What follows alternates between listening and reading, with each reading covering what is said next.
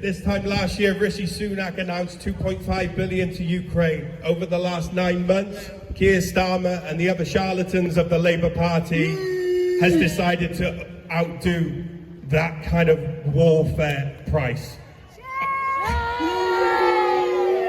Here we are in Cardiff. We have ridiculous levels of working poverty.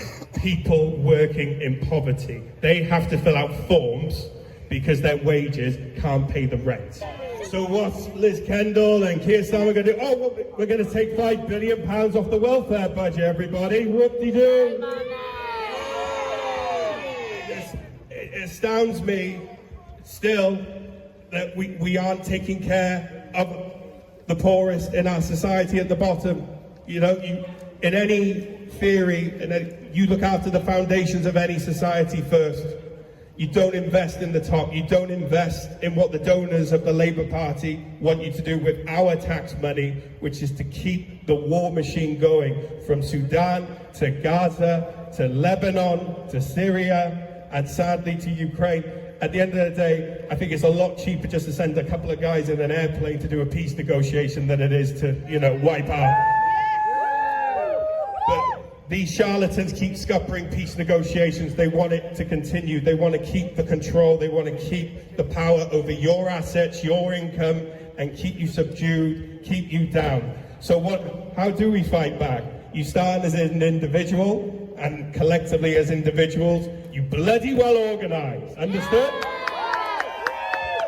If you're the smallest branch in the city with 2 members, so be it. That's more than none. You organise, you ballot, you make sure that you bring motions to your branch to take up to your regional office and to national, so that the trade union movement is no longer complicit in the destitution of other people around the world. My life here in Cardiff is not profiting from the destitution of other people outside of the West. And I think it's disgusting, disgraceful that we didn't see this coming, that people had faith in the mockery that is our democracy, where we had good people that wanted to take utilities back into public ownership so profits weren't leaving our own country, our own water, our public transport. These profits are going into the banks, it goes into the weapons, loans and shares that is killing innocent civilians in Gaza, in the West Bank, in Sudan, in the Congo, in Ukraine, in Russia, in Yemen. It keeps going. Something has to give, because we can't keep continuing this trap and continue to make profit